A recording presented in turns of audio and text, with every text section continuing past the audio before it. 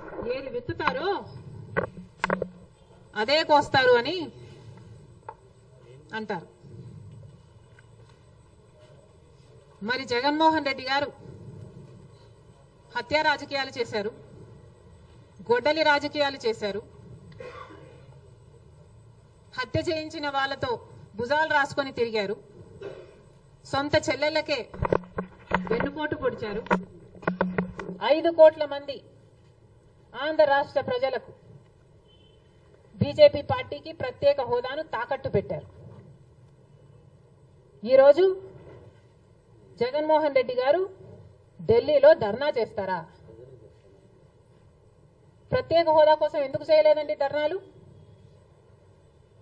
5 సంవత్సరాలు మీరు అధికారంలో ఉన్నారు కదా, మరి ఢిల్లీలో మీరు ప్రత్యేక హోదా కోసం ఎన్నిసార్లు ధర్నాలు చేశారు? ప్రత్యేక హోదా అసలు ఊసే లేకుండా చేశారు కదా. ప్రత్యేక హోదా గురించి మీరు ఏ రోజు పట్టించుకోలేదు, పోలవరం గురించి మీరు ఏ రోజు పట్టించుకోలేదు, రాజధాని గురించి అని చెప్పి 3 రాజధానులను కన్ఫ్యూజ్ చేశారు. ఆఖరికి కడప స్టీల్ ఫ్యాక్టరీని కూడా మీరు పట్టించుకోలేదు. విశాఖ స్టీలు మన రాష్ట్రానికే తలమానికం అయినా అమ్మేస్తామన్నా కూడా పట్టించుకోలేదు. ఈరోజు మాత్రం ఢిల్లీకి వెళ్ళి ధర్నా చేస్తారట. మీ కార్యకర్తను చంపేస్తే ఢిల్లీకి వెళ్ళి మీరు ధర్నా చేస్తున్నారే, మరి మీ సొంత చిన్నాన్నను చంపేసినప్పుడు మీరు ఢిల్లీలో ఎందుకు ధర్నా చేయలేదు న్యాయం కోసం?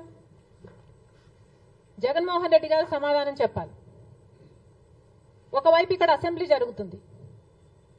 అసెంబ్లీ జరుగుతున్న సమయంలో మీరు అసెంబ్లీలో ఉండకుండా ఉండే ధైర్యం మీకు లేక ఇలా సాకులు వెతుక్కొని మీరు ఢిల్లీ వెళ్తామంటున్నారే, అంటే అసెంబ్లీలో ఏ బిల్లు ప్రవేశపెట్టినా అది ప్రజలకు వ్యతిరేకమైన అది పాస్ అయిపోవాలనా? మీరు ఉన్నదే 11 మంది, కనీసం ఆ బిల్స్ మీద డిస్కషన్ మీకు అవసరం లేదా? మీరు కొట్లాడాల్సిన అవసరం లేదా? ఏం ఆలోచన చేస్తున్నారు జగన్మోహన్ రెడ్డి గారు? అసలు ఈ వెనుకొండలో జరిగిన హత్య కూడా పొలిటికల్ మర్డర్ ఇది కానే కాదు, ఇది వ్యక్తిగత మర్డర్ అని కూడా అంటున్నారు కదా. మేము ఏదో సాక్షి మీడియానో లేకపోతే టీడీపీ మీడియానో పట్టుకొని మాట్లాడడం లేదు. మా ఎంక్వైరీలు మేము చేసుకొని న్యూట్రల్ మీడియాతో లోకల్ గా మేము మాట్లాడిన తర్వాత మేము వచ్చిన కన్క్లూషన్ ఏమిటి అంటే ఇది వ్యక్తిగత మర్డర్. మొన్నటి వరకు కూడా హత్య చేసిన వాళ్ళు, హత్య గురైన వాళ్ళు ఇద్దరూ వైసీపీతోనే ఉన్నారు. మరి అలాంటప్పుడు ఇది పొలిటికల్ మర్డర్ ఎలా అవుతుంది? ఈ పొలిటికల్ మర్డర్ అని మీరు చెప్పి మీరు ఢిల్లీకి వెళ్లి ధర్నా చేస్తున్నారా? దేనికి? మీ ఉనికి కాపాడుకోవడం కోసం, మీ పార్టీ కోసం అని చెప్తున్నారు. ప్రజలు ఏం ఆలోచిస్తారు? ఈరోజు వరదలు వస్తున్నాయి మన రాష్ట్రంలో, వారిని వెళ్ళి పరామర్శించాలని మీకు అనిపించలేదు. కానీ వ్యక్తిగత మర్డర్లో మీ పార్టీకి సంబంధించిన 2 కొట్టుకొని చచ్చిపోతే ఈరోజు మీరు ఢిల్లీకి వెళ్లి ధర్నా చేస్తారా? ప్రజల కోసం మీరు ఎందుకు నిలబడలేదు? మీ పార్టీ వాళ్ళు ఓటేస్తే మీరు గెలిచారా? మీ పార్టీ వాళ్ళ కోసమే మీరు ముఖ్యమంత్రి అయ్యారా? 5 సంవత్సరాలుగా మీరు ప్రజల కోసం పనిచేయలేదు, కానీ ఈ రోజు ఢిల్లీకి వెళ్లి ధర్నా చేస్తారట. సిగ్గుండాలి కదా. కానీ ఈ విషయంలో పోలీసులను కూడా అడుగుతున్నాం. నడి రోడ్డు మీద ఇలా హత్యలు చేసుకుంటుంటే పోలీసులు ఏం చేస్తున్నారు?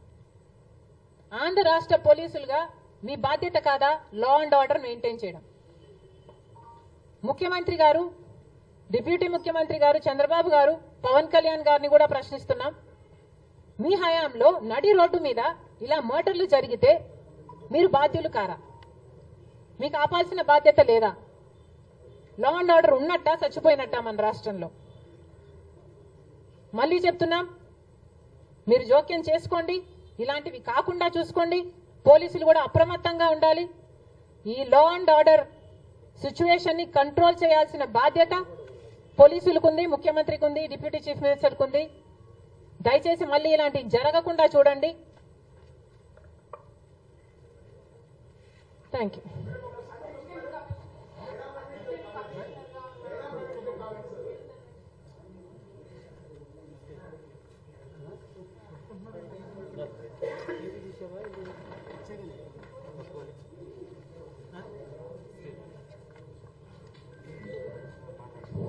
అందరికీ నమస్కారం. ఈరోజు ఈ పత్రికా సమావేశంలో అధ్యక్షుల వారు చెప్పిన యథార్థాలు అన్నిని, ముఖ్యంగా రైతు ఎంత ఇబ్బంది పడుతున్నాడంటే గత 5 నెలలు అయింది